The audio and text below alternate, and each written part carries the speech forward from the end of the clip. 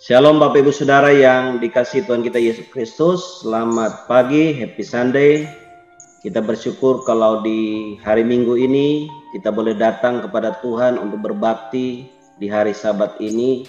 Karena kita sangat percaya bahwa di hari Sabat ini merupakan satu hari spesial, di mana Tuhan menyediakan satu berkat yang khusus buat setiap kita sebagai umat Tuhan, bagi kita dan keluarga kita.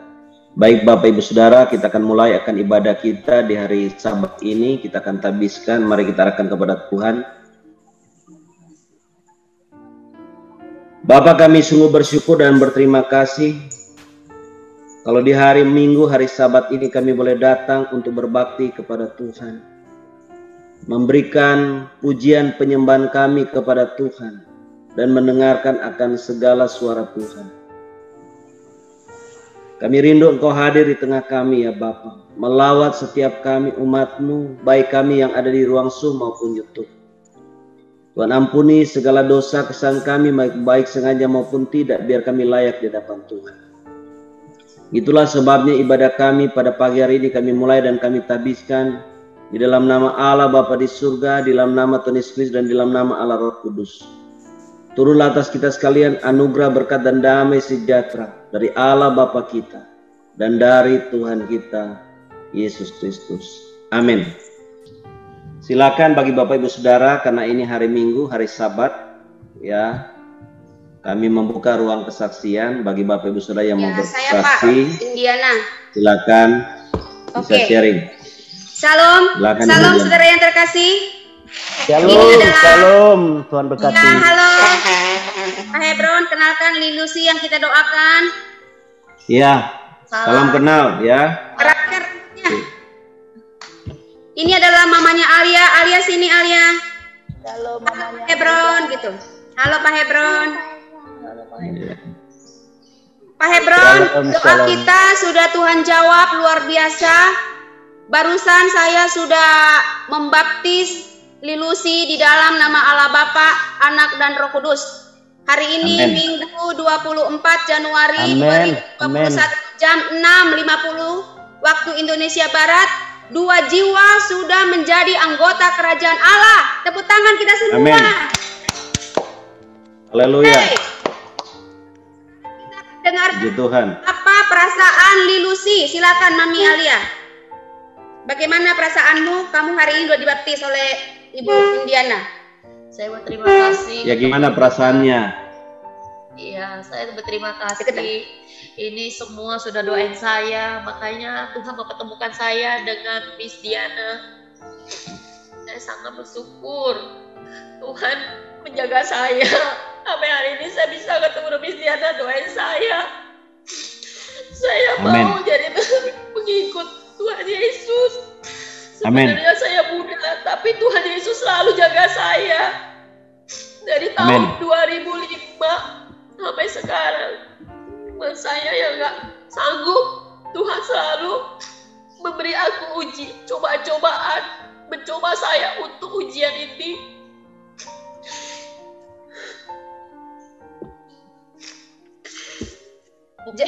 Jadi saya Lilusi dari tadi menangis terus. Saya tadi sudah banyak cerita waktu penyembahan tadi. Saya sebetulnya sedang mendengarkan kerinduan Lilusi. Dia sudah lama sebetulnya tahu Tuhan Yesus, Pak Hebron. Oh. Nanti rekamannya saya akan share ke Pak Hebron bagaimana dia di Tuhan Yesus sendiri menampakkan diri kepada dia waktu retret tahun 2000 berapa? 2006, tapi dia masih Buddha. Waktu itu retret di puncak tentang kutukan 7 turunan, diajak sama bosnya. Di situ Lilusi melihat suatu mujizat dan dia selalu menolak untuk dibaptis. Karena Lilusi dikecewakan oleh suami pertama. Oh gitu. Nah, itulah sebabnya. Nah, Alia adalah jalan Tuhan untuk membuat Lilusi kembali kepada Tuhan, dan pagi ini saya tegaskan kepada dia, maukah Lilusi menerima Tuhan sebagai juru selamat? Mau? Mau. Amen. Maukah engkau dibaptis di dalam nama Allah Bapa, Anak, dan Roh Roh Kudus? Mau. Langsung saya ambil air dan saya baptis pagi ini, Pak. Jadi Lilusi dan Alia sekaligus saya baptis karena saya adalah seorang pendeta dan saya akan buatkan surat baptis yang resmi. Hari ini. Amin. Amin. Haleluya. Doa kita, saudara-saudara, Tuhan sudah jawab. Lilusi kita doakan beberapa hari, Alia kita doakan. Hari ini Tuhan tuntun dia untuk menjadi anak Tuhan. Amin. Silakan Bu Lilusi. Ada lagi Ci Lilusi mau ngomong apa? Luar biasa. Mau saya sampaikan sesuatu? Terima kasih, hari ini saya sudah bisa menerima Tuhan Yesus. Selalu saya sangat bahagia dan bersuka cita ketemu dengan Listiana. Tuhan mau memelihara saya sampai hari ini. Kalau nyawa saya hari ini sudah tidak ada. Saya udah 2 kali disantet orang hampir mati. Dia mau disantet, Pak. Ya. Tapi Tuhan selalu kirim mereka, orang-orang yang selalu menjagaku, menolongku, melewati orang-orang mereka ya Bang. Ya. Oke, jadi sekarang saya sampaikan pesan ya. Yes, I know. Tuhan katakan engkau adalah anakku. Amin. Aku adalah bapamu, kata Tuhan. Amin. Engkau akan melihat, engkau akan mengalami satu perubahan yang besar dalam hidupmu. Dan katakan engkau tidak akan sama seperti dulu. Aku tahu engkau mengalami satu tekanan yang sangat-sangat berat dalam hidupmu. Tetapi katakan, Tuhan katakan jangan takut. Engkau sekarang sudah menjadi anakku dan aku adalah bapamu, kata Tuhan. Maka engkau akan melihat segala beban-beban yang berat yang menekanmu akan aku angkat dari hidupmu, kata Tuhan. Dan engkau akan melihat nanti hari-hari ke depan aku akan menata hidupmu. Sehingga engkau punya satu masa depan yang baik bersama dengan anakmu. Jangan takut. Aku akan mengutus malaikat-malaikatku, kata Tuhan, untuk menjaga dan melindungi engkau dan keluargamu di dalam hidupmu. Sehingga engkau akan melihat aku sendiri, kata Tuhan Yesus, yang akan memegang tanganmu. Aku sendiri yang ada di sampingmu berjalan bersama engkau dan menuntun engkau ke jalan kesukaan, di mana di sana ada susu dan madu yang berlimpah yang daripada Tuhan. Mari kita berdoa. Bapa,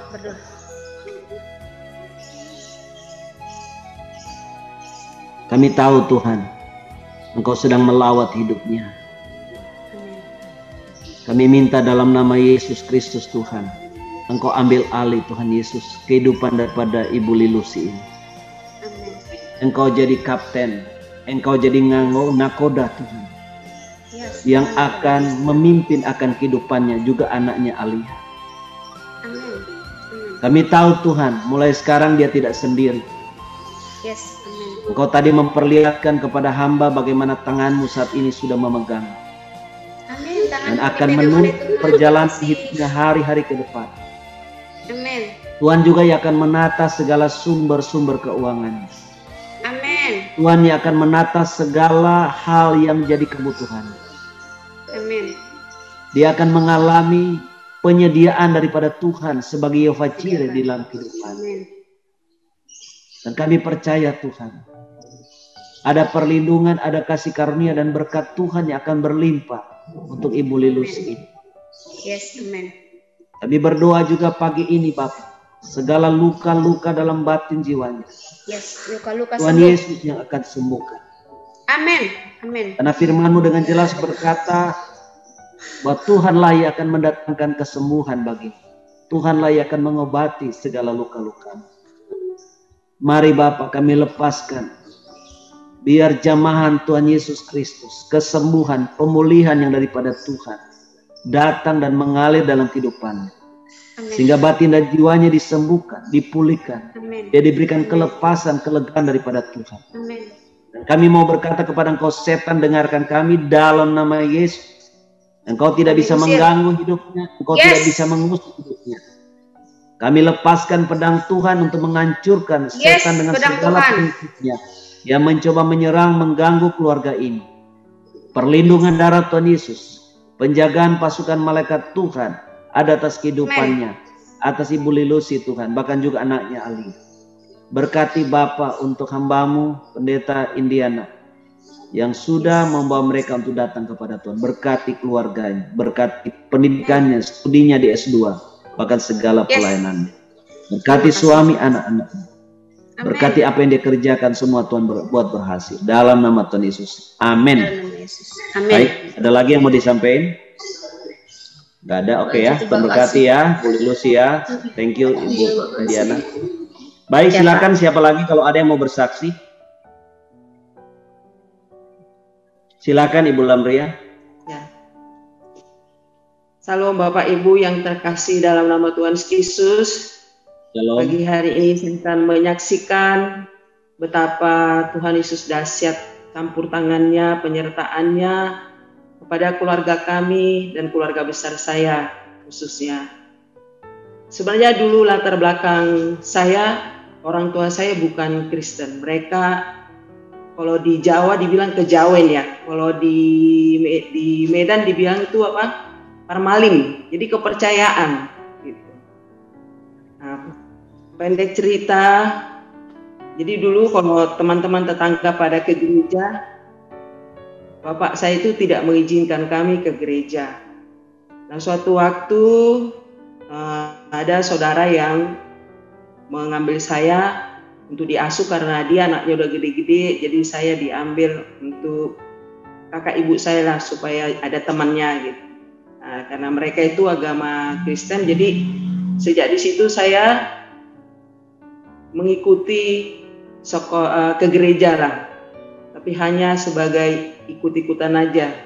Nah, singkat cerita dengan berjalannya waktu, dengan usia saya sudah dewasa, hari itu sekitar umur 27, saya sebenarnya punya pacar, tapi nggak pernah jadi menikah gitu. Selalu ada aja halangannya. Nah, akhirnya saya dilangkahi sama 2 orang adik saya gitu. Mereka lebih dahulu menikah. Dan pendek cerita, bapak saya sedih. Dia mengatakan, kamu ini kenapa sih belum nikah? Nah, waktu itu saya sudah masuk ke gereja karismatik, tapi pada awal waktu saya ngikut saudara itu saya gereja di HKBP. Jadi gereja ya rutinitas sajalah. Saya tidak mengerti dulu, percaya dulu benar-benar ada Tuhan enggak sih? Kalau saya dengar khotbah, apa iya sih Tuhan? Masa sampai mau disalib? Apa iya sih? Ya begitulah banyak pro dan kontra dalam pikiran saya. Tapi pada saat itu setelah saya masuk ke gereja karismatik, itu pun awalnya karena saya putus pacar lah. Jadi saya hancur hati, terus ada teman mengajak, ayo ke gereja sana. Saya dilayani lah di sana dan diadakan pelepasan semuanya gitu ya. Nah, saya bersyukur, disitulah saya baru merasakan bahwa sungguh-sungguh Tuhan Yesus itu ada dan sungguh-sungguh kuasa Tuhan itu ada. Gitu. Dengan pendek cerita lagi, singkatnya, akhirnya orang tua saya mengatakan, kok kamu belum menikah, kamu udah usia sekian. Terus disitulah saya berani mengatakan kepada bapak dan ibu saya, kalau bapak sama mama mau saya menikah, ayo kita bersatu dalam doa, berdoa kepada Tuhan Yesus. Saya katakan, bapak sama mama kan gak pernah mendoakan saya dalam nama Tuhan Yesus, beda doanya. Nah, ayo kita bersatu dalam doa. Saya percaya Pak, ini adalah satu penghalang buat saya. Nah, pendek cerita itulah saya ceritakan sama bapak saya sama mak saya. Jadi awalnya semua keluarga besar saya masuk menerima Tuhan Yesus sebagai Tuhan dan Juru Selamat. Karena waktu itu saya belum menikah. Akhirnya bersatulah keluarga semuanya masuk ke gereja, tapi itu masih gereja HKBP. Mereka diadakanlah pemuritan sampai akhirnya dibaptis, masuklah jadi anggota gereja. Puji Tuhan. Nah, jadi itu semua karena kebaikan Tuhan, walaupun melalui pergumulan-pergumulan. Nah, sesudah itu, dengan singkat cerita, saya masih bergumul setelah saya di karismatik ini.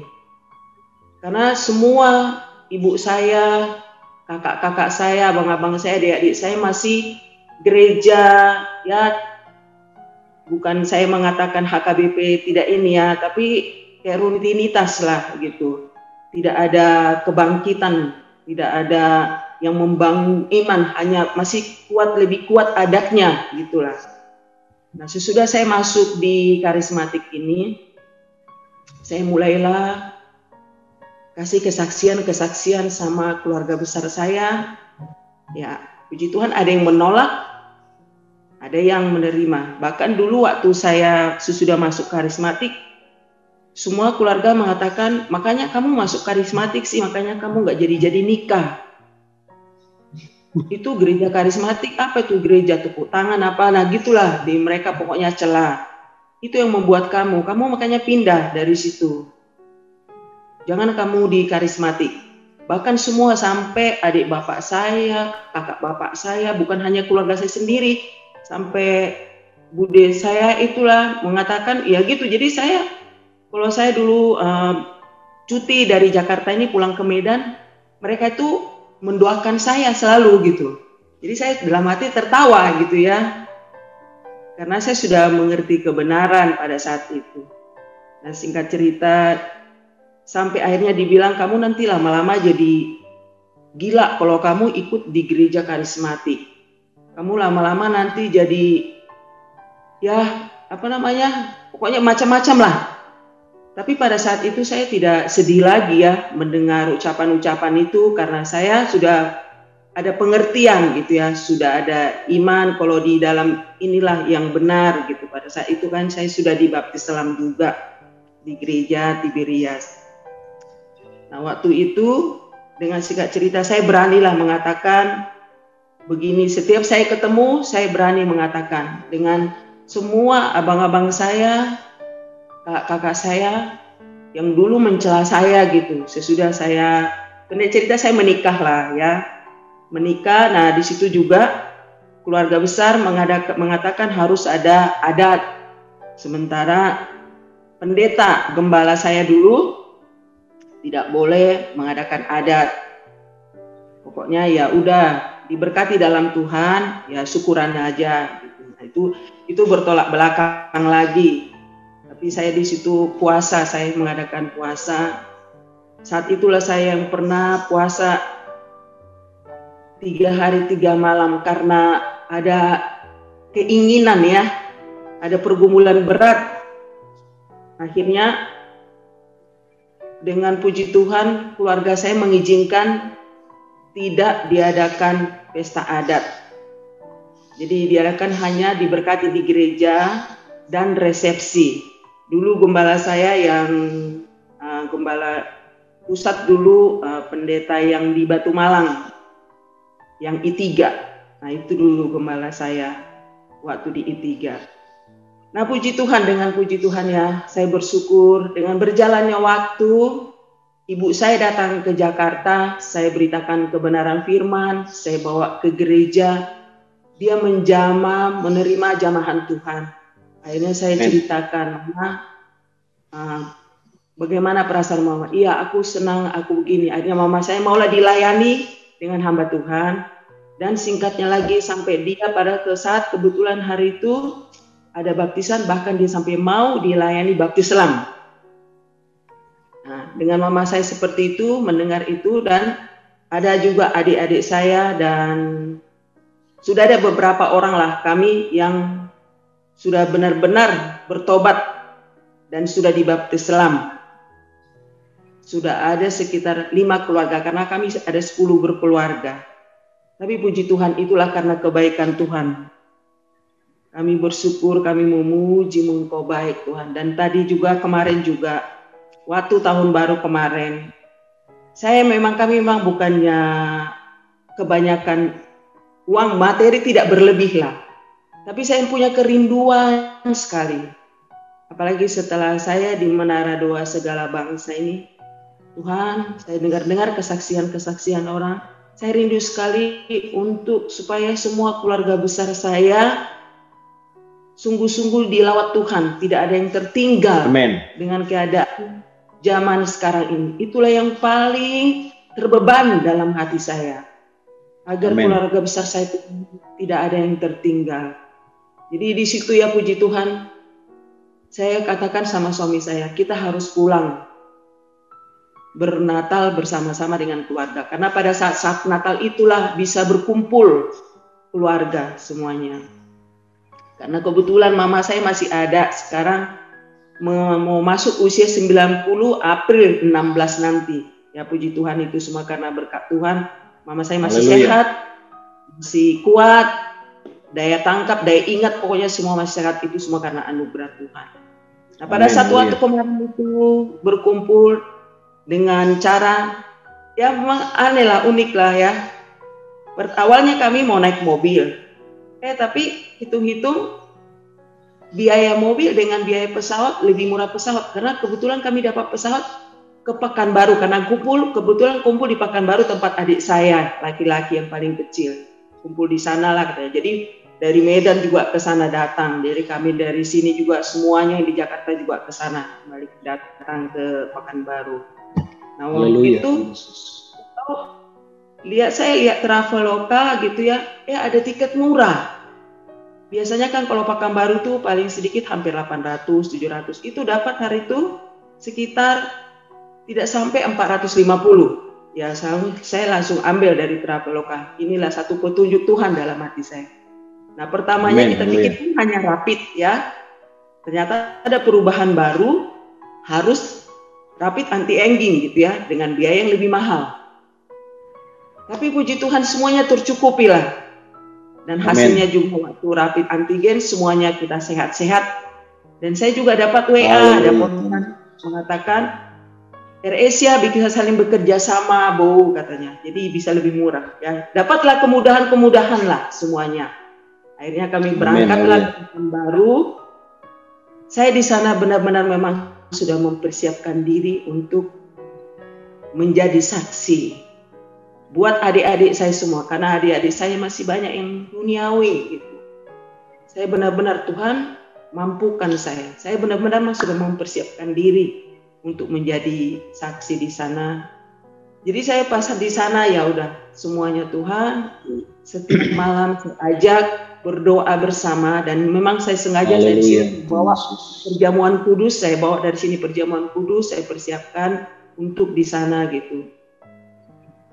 Saya ajak berdoa bersama-sama. Ada yang mau ya, ada yang tidak. Ya tidak apa-apa. Ada yang mau perjamuan, ada yang tidak. Ya tidak apa-apa. Yang penting saya lakukan sesuai dengan kerinduan saya. Dan puji Tuhan ada juga yang keluarga adik-adik saya juga yang benar-benar antusias. Ayo Kak, kita mengadakan ibadah, kita perjamuan. Nah, saya bersyukur dan saya yakin dan percaya semua keluarga besar saya akan bertobat dengan sungguh-sungguh. Dan di sana juga, selama di sana acara, karena setiap malam mengadakan mengadakan misbah keluarga. Dan mama saya sangat senang gitu. Tapi walaupun ada yang tidak mau ya, ibu saya sangat senang, dia happy, dia berbahagia. Nah inilah satu memang tujuan saya untuk menyenangkan hati orang tua. Tidak harus dengan materi, tidak harus dengan kesenangan-kesenangan dunia, tapi dengan saya membawakan kebenaran firman Tuhan. Saya bersaksi kalau Tuhan Yesus itu baik. Mama sehat, mama kuat, mama umur panjang itu bukan karena kekuatan mama. Semuanya karena anugerah Tuhan, karena kekuatan Tuhan Yesus. Mama saya bisa mengerti, iya amin, betul, saya juga merasakan hal-hal seperti itulah. Dan puji Tuhannya lagi, kami waktu ada di sana mengadakan kebaktian 2 malam itu semuanya, sampai malam tahun baru. Semua keluarga besar saya mengatakan, jadi yang membawakan apa selalu dia suruh ke saya, bawakan 2 kakak saja. Saya bilang siapa saja kita yang tergerak, tidak harus saya, kita kan semuanya sama-sama anak Tuhan. Tapi mereka semuanya ya menuakan saya lah, mengarahkan ke saya. Ya saya pikir ini bukan karena kekuatan saya, ya mereka mungkin melihat ada Tuhan di dalam diri saya. Tapi itu juga karena kebaikan Tuhan. Tuhan pakai saya untuk menjadi alat keluarga besar saya. Ini bukan karena kekuatan saya. Jadi dengan hal seperti itu saya semakin jadi berhati-hati sekali. Selama saya di sana 2 minggu, saya sangat berhati-hati. apa yang terbaik saya lakukan. Walaupun secara fisik saya sebenarnya capek ya. Saya masak, saya melayani mereka dalam apa-apa, saya secara fisik capek, tapi Tuhan tolong saya. Saya mau menjadi saksi Amen. buat keluarga saya ini. Saya mau menjadi saksi buat adik-adik dan semua keluarga besar di sini. Itulah kerinduan saya. Tuhan berikan saya kekuatan. Tapi puji Tuhan, saya dengan happy.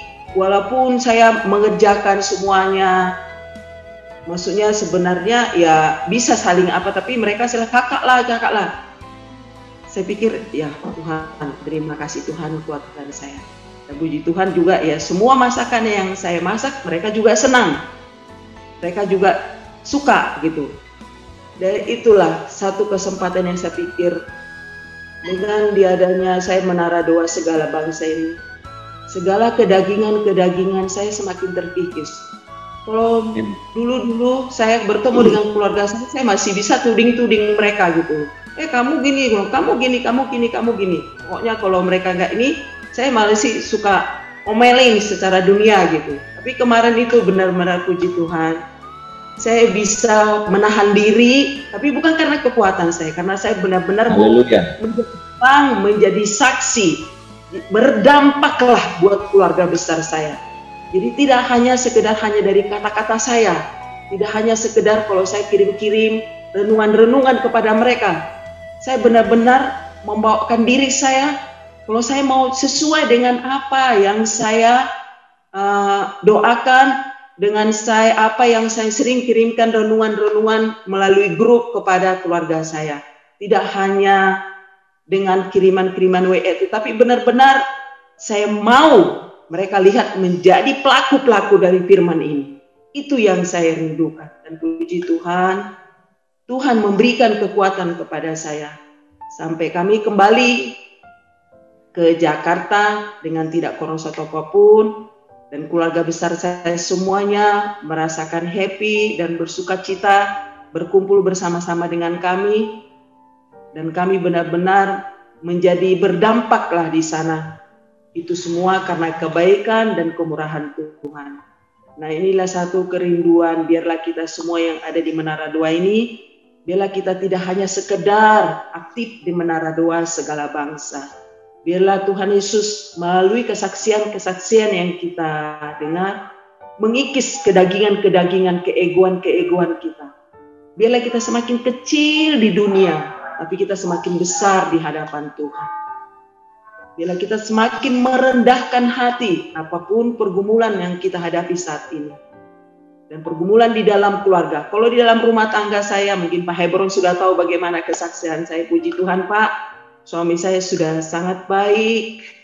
Dan suami saya sudah sangat senang kalau untuk mesbah keluarga. Makanya saya juga tidak pernah ikut malam di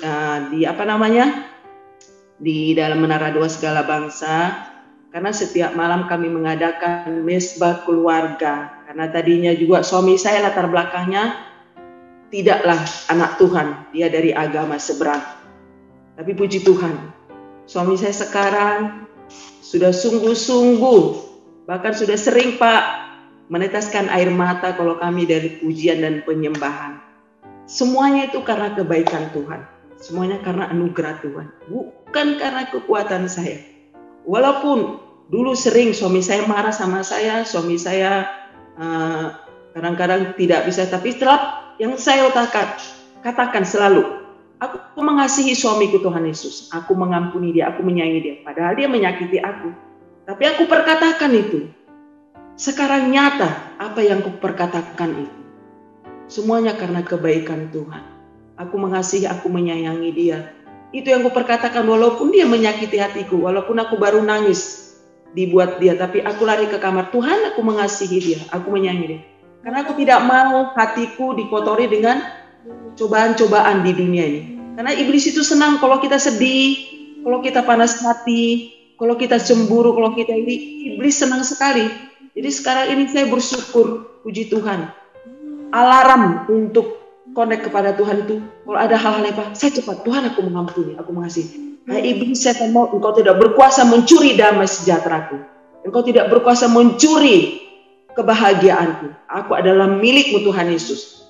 Segala pekerjaan iblis aku tidak izinkan menguasai hati dan pikiran. Aku bersyukur ini semua karena anugerah Tuhan. Jadi aku tidak mau menyimpan, walaupun ada pergumulan-pergumulan, saya tidak mau menyimpan dalam hati. Selalu saya cepat lepaskan pengampunan. Menerima kekurangan-kekurangan. Karena dari sinilah kita dibentuk. Karena semua orang di sekeliling kita juga tidak ada yang sempurna. Tapi kita mampu saling menguatkan, saling menerima satu dengan yang lain. Ini pun karena kebaikan Tuhan, karena kemurahan Tuhan kepada saya dan keluarga.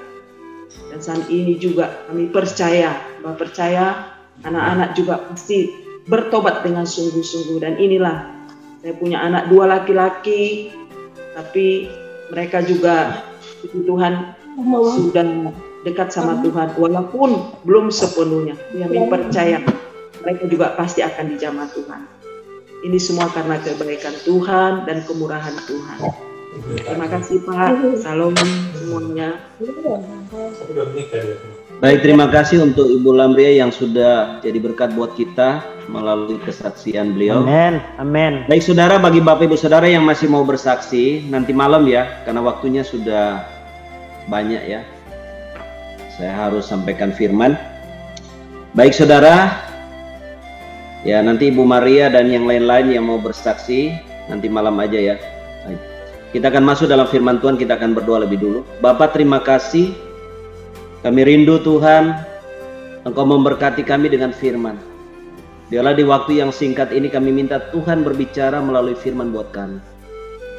Kalau tadi kami sudah banyak diberkati, dikuatkan, disegarkan melalui kesaksian-kesaksian dari saudara-saudara kami, ini waktunya Tuhan ambil alih jam ini. Tuhan urapi kami semua, Tuhan urapi hamba-Mu dan urapi firman. Singkapkan segala rahasia firman buat kami, dan kami berdoa biar dalam nama Yesus Tuhan, Roh Kudus mengambil alih lidah mulut hamba-Mu, hati pikirannya, dan biarlah Engkau akan buka kebenaran-Mu agar melalui hamba-Mu Tuhan berbicara buat kami semua. Terima kasih Tuhan, tutup bungkus tubuh jiwa kami semua dengan darah-Mu sehingga pemberitaan firman boleh berjalan dengan baik dan memberkati setiap kami yang mendengar. Dalam nama Yesus kami berdoa. Amin. Baik saudara, pagi ini saya akan menyampaikan satu tema yang Tuhan berikan adalah tetap di jalan tujuan Tuhan ya. Tetap di jalan tujuan Tuhan. Mari saudara kita buka dalam Matius pasal yang ke-16. Kita akan lihat bersama Matius pasal yang ke-16 ya. Saudara bisa buka Matius 16. Matius 16 ayat yang ke-21 sampai dengan ayat yang ke-27. Matius 16 ayat 21 sampai dengan ayat 27.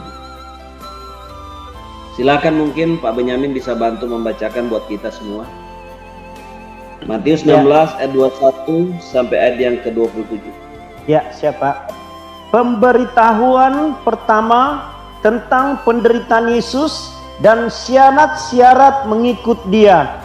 Ayat 21, sejak waktu itu Yesus mulai menyatakan kepada murid-muridnya bahwa Ia harus pergi ke Yerusalem dan menanggung banyak penderitaan dari pihak tua-tua, imam-imam kepala, dan ahli-ahli Taurat, lalu dibunuh dan dibangkitkan pada hari ketiga. Tetapi Petrus menarik Yesus ke samping dan menegur Dia, katanya, Tuhan, kiranya Allah menjauhkan hal itu. Sekali-kali tidak akan menimpa Engkau. Maka Yesus berpaling dan berkata kepada Petrus, Enyalah iblis, engkau suatu batu sandungan bagiku, sebab engkau bukan memikirkan apa yang dipikirkan Allah, melainkan apa yang dipikirkan manusia. Lalu Yesus berkata kepada murid-muridnya, setiap orang yang mau mengikut aku, ia harus menyangkal dirinya, memikul salibnya, dan mengikut aku. Karena barang siapa mau menyelamatkan nyawanya, ia akan kehilangan nyawanya. tetapi barang siapa kehilangan nyawanya karena aku, ia akan memperolehnya. Apakah gunanya seorang memperoleh seluruh dunia tetapi kehilangan nyawanya? Dan apakah yang dapat diberikannya sebagai ganti nyawanya? Sebab Anak Manusia akan datang dalam kemuliaan Bapanya dan diiringi malaikat-malaikatnya. Pada waktu itu ia akan membalas setiap orang menurut perbuatannya. Amin. Amin. Baik, terima kasih. Saudara, tema ataupun judul firman pada pagi ini adalah tetap di jalan tujuan Tuhan. Saudara, apa yang kita baca ini merupakan satu peristiwa yang menarik, ya, di mana kita melihat terjadi satu dialog antara Petrus dengan Tuhan Yesus dan juga pesan-pesan Tuhan Yesus kepada murid-muridnya. Saudara, dari apa yang kita sudah baca, kita melihat bahwa Tuhan Yesus pada waktu itu mulai menyampaikan satu nubuatan. Yesus menyampaikan nubuatan tentang dirinya sendiri, bahwa dia nanti akan menderita. Di situ dikatakan bahwa ia harus pergi ke Yerusalem dan menanggung banyak penderitaan dari para tua-tua, imam kepala dan ahli Taurat. Kemudian apa? Lalu dibunuh dan dibangkitkan pada hari yang ketiga. Jadi Tuhan Yesus menyampaikan nubuat bahwa nanti nih, aku ini akan menderita oleh tua-tua, oleh imam-imam kepala, ahli Taurat. Bukan cuma menderita, mengalami siksaan, kemudian aku akan dibunuh. Tetapi hari ketiga aku akan bangkit. Saudara, Yesus menyampaikan nubuatan tentang dirinya sendiri. Saudara, dari sini kita bisa melihat satu bukti bahwa Yesus itu Tuhan. Saudara, kalau saya berdoa menyampaikan nubuatan buat saudara akan kehidupan saudara ke depan, itu apa yang saya dapat dari Tuhan. Tuhan ngomong apa, itu yang saya sampaikan kepada saudara. Tapi Yesus tidak. Itu bersumber dari dirinya sendiri. Dan dia sampaikan nubuatan akan apa yang menjadi rencana daripada Bapa untuk kehidupannya, masa depannya ke depan. Bahwa dia nanti akan menderita, dibunuh, tetapi pada hari ketiga dia akan bangkit. Nah, ini membuktikan bahwa Yesus sungguh-sungguh adalah Tuhan. Karena dia tahu persis masa depannya itu akan kemana dan bagaimana yang dia akan alami. Nah, saudara, pada waktu mendengar Yesus menyampaikan pesan ini kepada murid-muridnya, yang tentu Tuhan punya tujuan supaya mereka siap, supaya mereka benar-benar tidak kaget gitu loh, tidak shock. Tapi benar-benar hati mereka, mental mereka sudah siap kalau nanti guru mereka, pemimpin mereka yaitu Tuhan Yesus kemudian akan ditangkap, disiksa, dibunuh, ya supaya mereka siap gitu loh. Dan mereka mengerti apa sebenarnya yang menjadi tujuan Tuhan harus mengalami semua itu. Nah, saudara, ternyata dari murid-muridnya kita melihat ini diwakili oleh Petrus. Di sana dikatakan apa? Tetapi Petrus menarik Yesus ke samping. Jadi waktu Yesus lagi mau ngomong kepada murid-muridnya, ya, tiba-tiba saudara Petrus langsung narik nih, Tuhan Yesusnya. Dia narik gurunya, dia katakan, Tuhan, kiranya Allah menjauhkan hal itu. Hal itu sekali-kali takkan menimpa engkau. Jadi saudara, dari sini sebenarnya kita lihat apa? Tujuan Petrus baik kan? Karena belas kasihan dia kepada Yesus sebagai gurunya, makanya dia katakan, oh enggak, Tuhan, itu enggak akan terjadi ke kamu. Engkau enggak akan sampai menderita, disiksa sampai dibunuh. Oh enggak, jangan, itu enggak akan timpa kamu.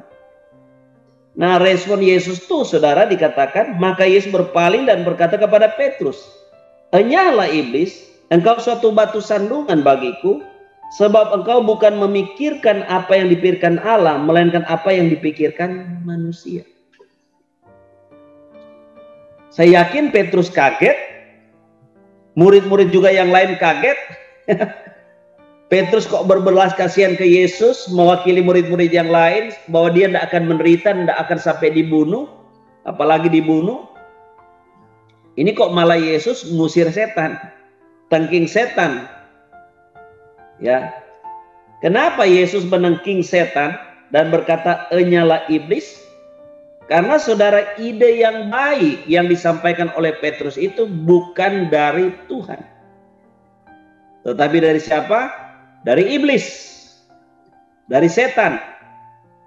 Makanya saudara, kita melihat satu ide yang baik yang tiba-tiba timbul dalam pikiran kita, itu ingat, belum tentu dari Tuhan. Karena itu setiap ide yang baik kita perlu menguji. Menguji secara apa? Secara Alkitab. Ide kita, usulan kita, ya, baik dalam kehidupan kita berumah tangga, baik dalam kehidupan pelayanan kita, saudara, kita perlu, saudara, menguji ide kita ini sesuai nggak sama firman. Walaupun kadang-kadang ide kita itu baik. Seperti Petrus ini kan ide baik. Dan dia betul-betul ngomong itu karena dia mengasihi Yesus. Dia nggak mau dong Tuhan Yesus gurunya sampai menderita. Apalagi sampai dibunuh. Saya yakin kita pun kalau ada dalam posisi yang sama seperti Petrus, sebagai murid Yesus langsung, wah, kita nggak mau dong, masa guru kita yang begitu baik mengasihi kita, apalagi selalu bersama kita siang malam, tidur bersama, makan bersama, pelayanan bersama, kemana-mana bersama, tiba-tiba nanti akan dianiaya, menderita, apalagi sampai dibunuh. Ya pasti kita nggak mau. Tetapi di sini kita melihat, saudara, kita belajar ya. Ternyata saudara, ide yang baik daripada Petrus itu bukan dari Tuhan, tetapi dari iblis. Dengan tujuan apa? Untuk menggagalkan apa yang menjadi destiny Bapa kepada Yesus anaknya yang sudah datang ke dalam dunia. Iblis selalu ingin menggagalkan apa yang menjadi rencana dan tujuan Tuhan buat kehidupan Yesus dan juga kehidupan saudara dan saya. Karena itu saudara, kita harus mengerti benar akan panggilan Tuhan ini dalam kehidupan kita ini. Tuhan mau kita kemana? Kalau dalam keluarga, Tuhan mau keluarga kita ini dibawa kemana? Tuhan mau keluarga kita tinggal di mana? Tuhan mau keluarga kita bergereja di mana? Tuhan mau keluarga kita pelayanan di mana?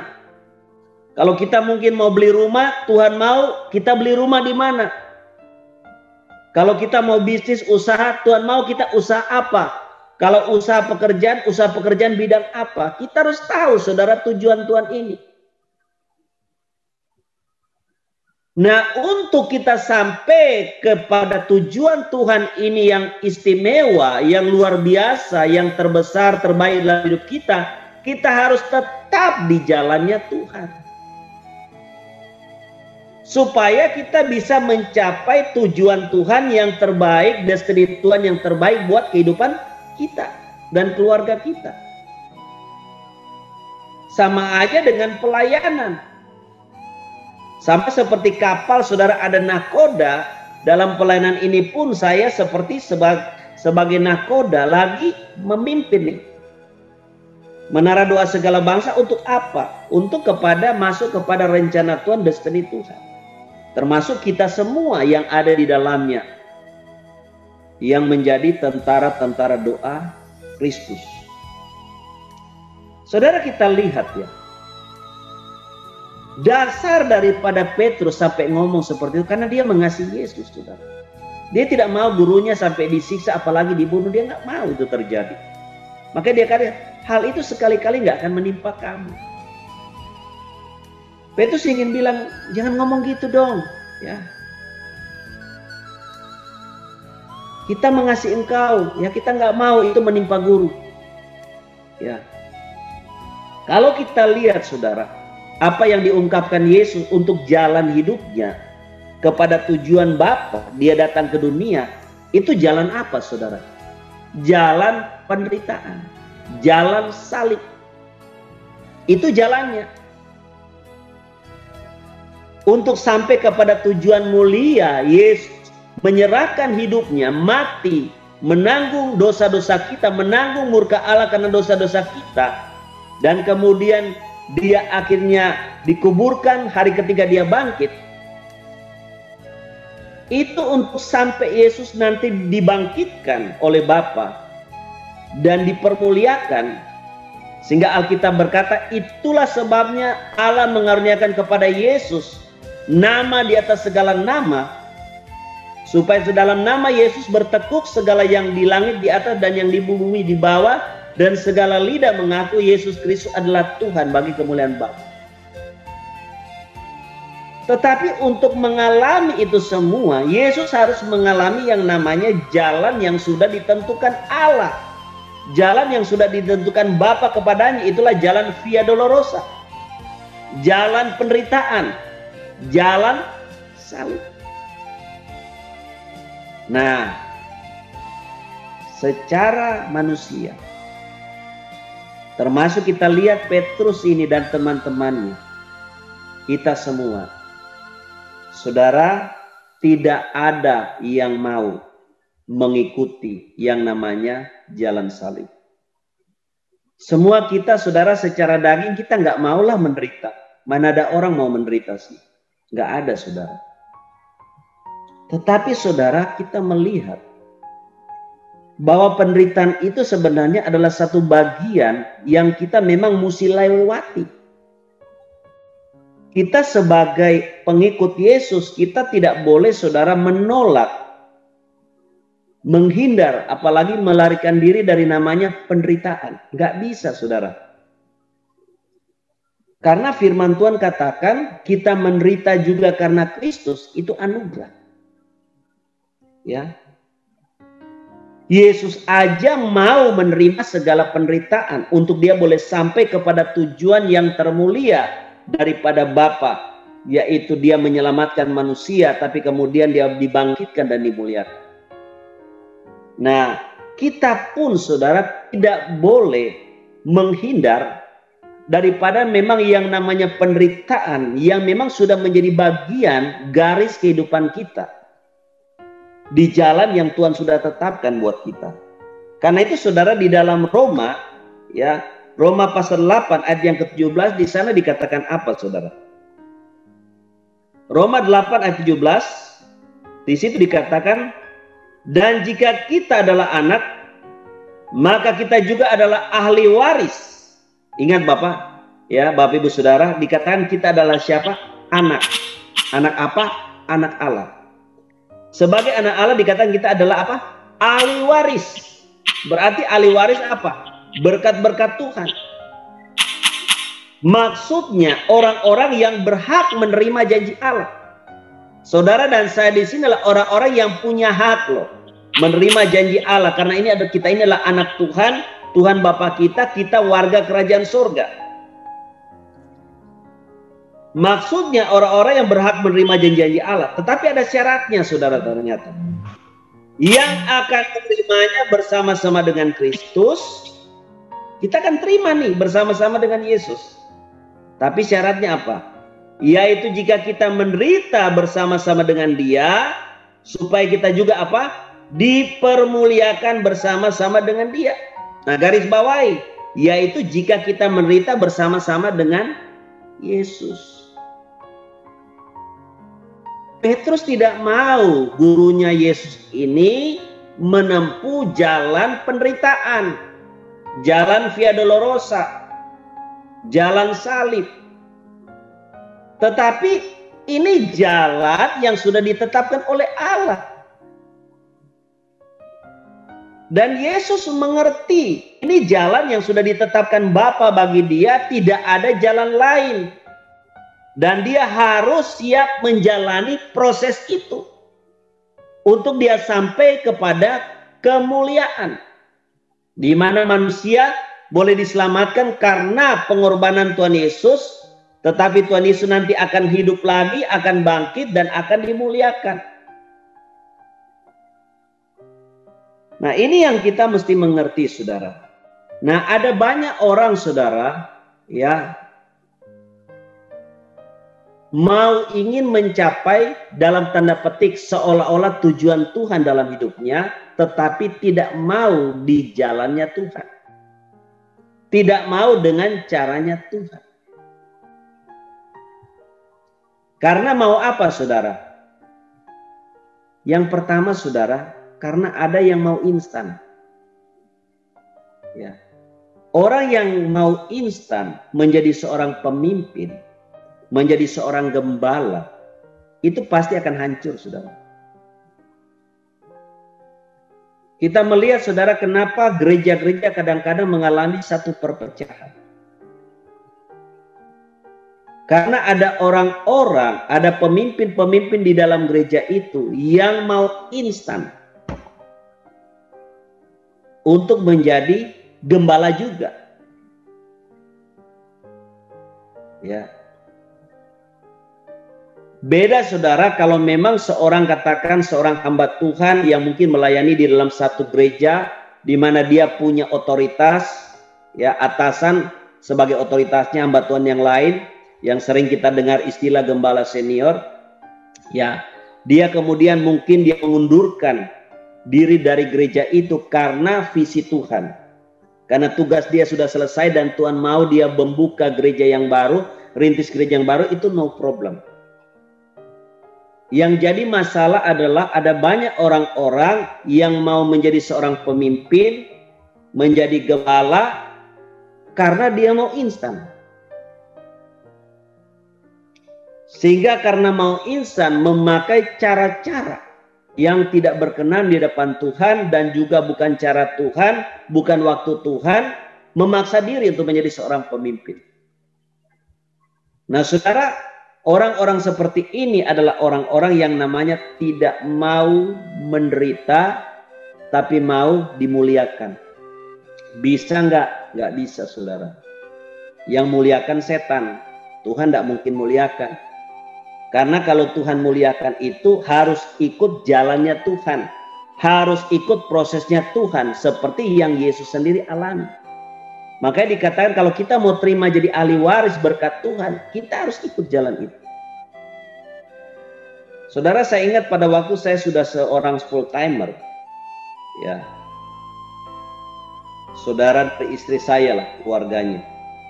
Ngomong ke saya, ngapain kamu rintis pelayanan dari kecil, dari nol? Ya. Kamu belum terkenal. Lebih baik kamu masuk pelayanan di gereja yang besar, sudah ribuan jemaatnya, di sana kamu bisa khotbah, kamu bisa cepat dikenal orang, nah baru kemudian nanti kalau sudah banyak kenal, kamu bikin gereja sendiri. Ya. Saudara, ide yang bagus ya. Menarik kan? Masuk akal, gak salah, saudara. Saya tidak katakan ide seperti itu salah, saya juga tidak berani mengatakan itu dari setan. Tetapi kalau saya bertanya kepada Tuhan dalam diri saya, bukan itu jalan yang Tuhan pilih buat saya. Kalau itu jalan yang saya pilih, berarti saya sebenarnya seolah-olah dalam tanda petik tujuannya untuk Tuhan. Tapi sebenarnya bukan untuk tujuan untuk Tuhan. Saya sedang mencari apa? Kesenangan saya sendiri. Ya, kan gitu ceritanya. Saya melayani di gereja besar, nanti bisa cepat terkenal. Ya, dan memang saudara, kalau saya melayani di gereja besar jemaat ribuan pasti cepat terkenal, saudara. Pasti cepat, saudara. Pasti cepat, karena saya tahu, saudara. Ya, kemampuan saya tahu. Tapi saya tahu, kalau saya ikuti itu, saya tahu ini bukan jalan Tuhan. Memang ini instan, kelihatannya instan, tapi bukan jalan Tuhan. Saya sedang mencari yang namanya kesenangan aja, nama terkenal, mungkin fasilitas dan sebagainya. Nah itu, saudara, ada banyak orang itu mau instan. Hamba-hamba Tuhan kadang-kadang kalau di dalam pelayanan di gereja atau yayasan tertentu, dia lihat mungkin gerejanya besar, jemaatnya ribuan, kepingin instan. Ya, buka pelayanan sendiri, buka gereja sendiri dan mempengaruhi jemaat-jemaat yang ada di gereja itu supaya mengikuti dia. Saudara, ini cara-cara seperti ini caranya setan, saudara. Ini idenya setan. Saudara, kita tidak perlu pakai cara-cara seperti itu. Kalau waktunya Tuhan angkat, itu pasti Tuhan angkat. Ya, saya berulang, saya sudah 35 tahun, 36 tahun di ladang Tuhan, saudara. Saya berulang kalau pelayanan di satu gereja, saya di bawah otoritas, saya itu tunduk hormat, saudara. Saya nggak mau berani sedikit pun macam-macam. Saya tunduk kepada otoritas. Kenapa saya tunduk kepada otoritas? Gembala atau pimpinan di dalam lembaga, yayasan. Karena saya tahu Tuhan pimpin saya di dalam pelayanan itu. Tuhan Yesus pimpin melalui otoritas yang ada. Entah dia gembala, entah dia pimpinan lembaga ataupun yayasan. Saya tunduk, saya hormat.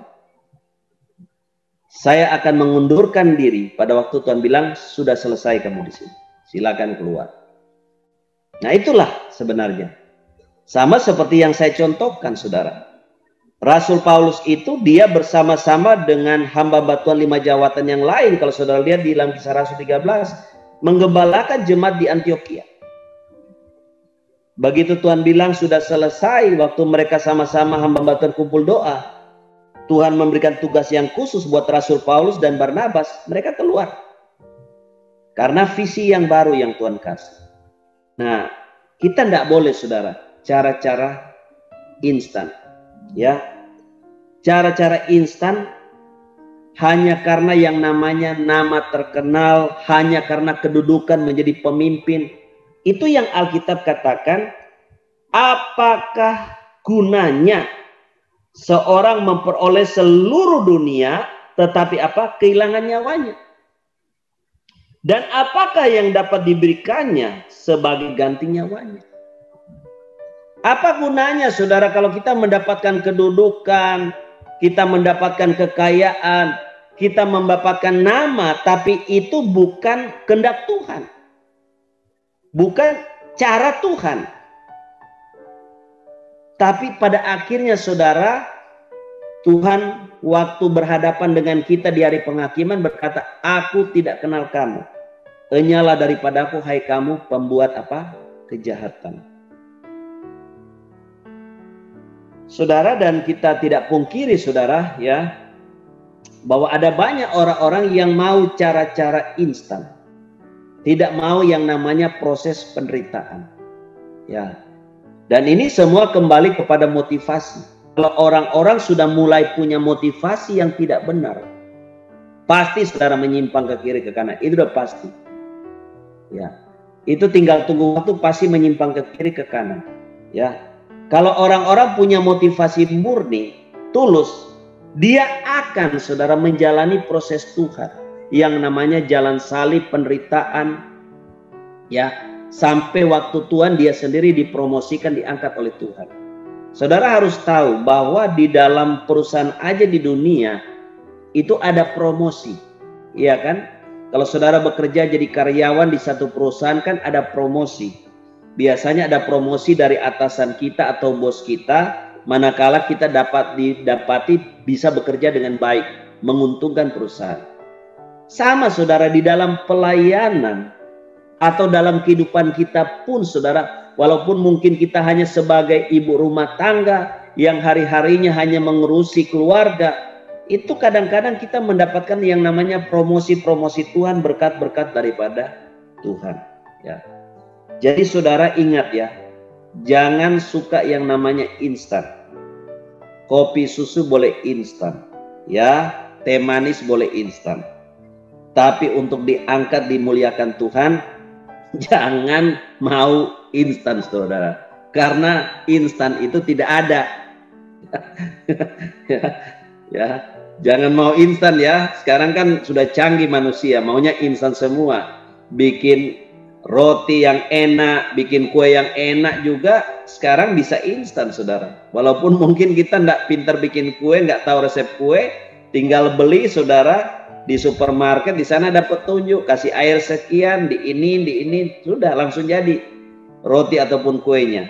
Insan, itu boleh. Tapi hidup kita, untuk kita sampai kepada promosi Tuhan, kita diangkat Tuhan, dimuliakan Tuhan, jangan mau yang instan. Jalanilah jalan yang Tuhan sudah tetapkan buat saudara dan saya, maka akan tiba waktunya saudara dan saya pun diangkat, dimuliakan Tuhan. Saudara, saya bersyukur saudara, karena saya dididik di Reform dulu ya, dengan Pak Stephen Tong, dan saya juga pelayanan dengan beliau tahun 90. Itu sangat menekankan yang namanya tulus murni melayani Tuhan ya. Setiap dosen mengajar waktu-waktu itu di Sekolah Teologi Reform Surabaya, itu yang diomongi. Kalian melayani, jadi hamba Tuhan, harus tulus, murni, tulus, murni. Sehingga itu benar-benar tertore, saudara. Tertore benar, nancep benar. Ya. Sehingga apapun yang saya kerjakan dalam pelayanan, selalu kembali, saudara. Hati nurani itu akan bicara, murni, murni, tulus, tulus.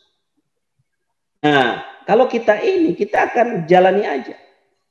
Karena itu saudara, saya sebagai hamba Tuhan, saya nggak pernah mikir jadi terkenal, ya, punya jemaat harus ribuan, nggak ada saudara. Pokoknya saya mengerjakan aja bagian yang Tuhan kasih ke saya dengan terbaik, dengan mengikuti jalannya Dia. Ya jalannya Dia penderitaan. Mungkin butuh waktu. Ya, bertentangan dengan yang namanya jalan instan. Nah, ini yang kita harus mengerti, saudara ya. Ya. Nah, kemudian saudara, kita juga melihat di sini, saudara. Ya. Yesus katakan kepada Petrus, "Enyahlah iblis, engkau suatu batu sandungan bagiku, sebab engkau bukan memikirkan apa yang dipikirkan Allah, melainkan apa yang dipikirkan manusia." Ya. Jadi saudara, di sini kita melihat supaya kita tetap ada di jalannya Tuhan, berjalan terus di jalan Tuhan yang Tuhan tetapkan kita untuk sampai kepada tujuan Tuhan. Kita harus memiliki dan memikirkan apa yang jadi pikiran Tuhan. Jangan pikiran kita. Jadi kalau kita melayani, katakan kita sebagai worship leader. Pada waktu kita mau melayani, kita mau menyiapkan puji-pujian, kita tanya ke Tuhan, Tuhan senang kita nyanyikan pujian apa? Bukan kita pikir, ini lagu ini saya senang, ini yang saya mau nyanyikan. Bukan. Kita harus pikir, Tuhan senang saya puji-pujikan apa? Saya mau bertugas jadi WLB. Tuhan mau saya nyanyikan apa buat Tuhan? Itu harus, saudara. Nah, itu salah satu rahasia seorang WL pada waktu dia pimpin, dia boleh membawa hadirat Tuhan turun, itu karena itu kuncinya. Saya ngomong seperti ini karena sejak remaja saya sudah jadi WL, saudara. Ya. Dan itu hadirat Tuhan akan kuat. Sehingga kadang-kadang dulu waktu remaja saya jadi WL, hamba Tuhan bilang, kalau kamu jadi WL tidak perlu lagi khotbah, sudah bisa calling. Saya bisa altar call. Kenapa? Karena hadirat Tuhan yang kuat. Nah, kuncinya apa? Karena saya tanya Tuhan, saya mau jadi, kalau zaman dulu itu ya MC namanya, bukan WL, saudara ya. Namanya MC, ya. Mau nyanyi lagu apa, Tuhan? Nah, Tuhan akan kasih petunjuk, saudara. Sehingga pada waktu kita memimpin satu ibadah dengan puji-pujian sesuai dengan yang di pikiran Tuhan, pujian apa Tuhan mau kita nyanyikan buat Dia, itu hadirat Tuhan akan turun. Orang merasakan hadirat Tuhan, lawatan Tuhan. Nah, itu yang kita harus. Nah, ini kita harus memikirkan pikiran Tuhan. Sama aja di dalam pelayanan, katakan kita di menara doa segala bangsa. Kita mikir pikiran Tuhan. Tuhan, apa yang Tuhan mau saya kerjakan melalui menara doa segala bangsa yang Tuhan senang, supaya Tuhan dimuliakan. Tentu kita mengerjakan sesuai bagian kita gitu loh. Kalau kita bagian sekretaris, ya Tuhan apa yang Tuhan mau, Tuhan senang saya kerjakan. Dalam bagian saya sebagai seorang sekretaris, dalam bagian saya sebagai seorang pendoa, dalam bagian saya sebagai seorang admin, ya. Jadi kita mesti pikirkan itu. Nah, di dalam keluarga juga sama, saudara. Apa yang Tuhan senang, yang Tuhan mau saya buat dengan keluarga saya. Keluarga saya ini mau cari rumah, mau pindah. Tuhan senang. Saya beli rumah di mana, pindah tinggalnya di mana. Nah itu saudara. Ini akan menjaga supaya apa? Saudara dan saya ini tetap ada di jalan Tuhan. Kenapa saudara? Karena kalau kita tidak ketat seperti itu, setan ini saudara sangat pintar loh. Setan itu sangat licik. Kita lihat Yesus aja loh ini ya. Ini Yesus sendiri loh. Bayangkan mau dibelokkan jalannya. Melalui siapa? Melalui Petrus. Iblis pakai siapa? Pakai orang dekat Yesus. Siapa? Petrus. Supaya Yesus jalannya bukan ke sana tapi belok. Ya. Belok bukan sesuai dengan jalan yang Bapa tetapkan. Agar menghindar dari jalan yang namanya Via Dolorosa. Saudara, kalau iblis aja bisa pakai Petrus untuk godain Yesus. Yesus ini loh yang digoda. Supaya benar-benar belok jalannya. Sehingga tidak mengerjakan apa yang tujuan Bapa. Dia datang ke dunia apalagi kita. Saudara, pasti saudara setan dengan berbagai cara selalu mau menggoda saudara. Dan biasa pakai siapa? Pakai orang dekat. Ya, mungkin itu orang tua kita, mungkin itu saudara kita, mungkin teman baik kita yang kita rasa dia baik loh Pak. Ya belum tentu. Setan jelas tidak mau pakai musuh saudara. Kalau musuh kita yang ngomong ke kita pasti kita kagak dengar lah. Emangnya setan itu bodoh? Setan pakai hopeng kita, teman baik kita, sahabat kita yang kita percaya, oh dia baik. Setan akan pakai dia goda kita supaya kita menyimpang dari jalan Tuhan. Karena tujuan setan apa? Supaya destiny Tuhan dalam hidup kita gagal, tidak tercapai. Saudara, orang-orang yang banyak pelayanan, sampai 5-3 pelayanan, itu saudara orang yang sebenarnya kena godaan setan itu. Ya. Karena orang kalau di pelayanan sudah di 3 tempat, 4 tempat, 5 tempat, bisa fokus nggak? Nggak mungkin. Nonsen bisa fokus. Ya. Saya dari dulu saudara tidak pernah tergoda dengan yang namanya fasilitas lah, keuangan, tidak pernah nama, tidak pernah. Karena saya sudah remaja sudah belajar mematikan daging ini dengan segala nafsunya. Karena saya sudah melihat 35-36 tahun pendeta ini begini, pendeta ini begini, saya tidak mau seperti itu. Ya, saya mau meneladani yang baik dan saya mau meneladani kehidupan rasul-rasul, nabi-nabi Tuhan, bahkan Tuhan sendiri yang hidup sederhana. Jadi saya tidak tergiur dengan segala yang namanya kemewahan dunia. Ya, nah itu saudara. Ya, kita karena apa saudara? Jalan Tuhan itu kita jalani aja, kita fokus aja kepada tujuan Tuhan. Ya, kalau orang misalnya bisnis aja sudah sampai lebih dari 1, bisa berhasil nggak? Nggak mungkin bisa berhasil, karena tidak bisa fokus. Untuk keberhasilan tercapai itu harus fokus. Sama juga dalam pelayanan. Kalau ada orang melayani sudah di 2, 3, 4 tempat, udahlah percuma. Kita tidak akan bisa memberikan maksimal buat Tuhan dan kerajaan Tuhan. Dan itu bukan kehendak Tuhan pasti. Makanya saudara kita harus bertanya, Tuhan mau kita pelayanan di mana? Kalau saudara dan saya merasa saya dipanggil Pak, panggilan saya sebagai pendawa syafaat, berarti udah jelas kita dipanggil jadi tentara doa. Berarti kita mesti melayani di mana? Ya pasti di Menara Doa. Karena Menara Doa adalah markas tentara-tentara doa Kristus yang mengerjakan tugas doa syafaat. Tetapi kalau di Menara Doa bukan lagi sekedar doa syafaat seperti di gereja-gereja, Tuhan berkati negara kami, Tuhan selamatkan bangsa kami, bukan itu. Tapi sudah masuk kepada wilayah doa peperangan tingkat strategis. Di mana yang kita hadapi, kita mau hancurkan itu penguasa-penguasa kota dan bangsa. Dan kita merebut teritori itu supaya jiwa-jiwa di teritori itu boleh dimenangkan buat Tuhan. Saudara harus di situ. Jangan saudara dipanggil, merasa terpanggil jadi tentara doa. Ya, saudara cuma bingung pelayanan misalnya di keluarga aja, atau di persekutuan biasa, atau di gereja. Ya, paling tidak saudara mungkin melayani di 2 tempat. Itu masih logis. Mungkin di gereja, mungkin di Menara Doa kalau saudara terpanggil sebagai tentara doa. Ya, saudara di gereja jadi pendoa syafaat, saudara di Menara Doa, saudara jadi tentaranya Kristus untuk mengerjakan tugas doa peperangan penjagaan. Nah, ini yang kita mesti mengerti ya. Jadi kalau kita sudah tahu panggilan kita, kita tetap aja di jalan itu, ya. Kita jangan tergoda. Karena setan, saudara, tiap hari akan goda kita. Supaya kita, saudara, akhirnya tidak ada lagi di jalan yang Tuhan sudah tetapkan dan kepada tujuan Tuhan. Sehingga tujuan Tuhan yang terbaik indah nggak bisa tercapai dalam kehidupan kita. Saudara, Tuhan punya rencana yang indah buat kita. Nah, kita perlu, saudara, fokus ada di sana, di tempat yang Tuhan tempatkan supaya maksimal, saudara.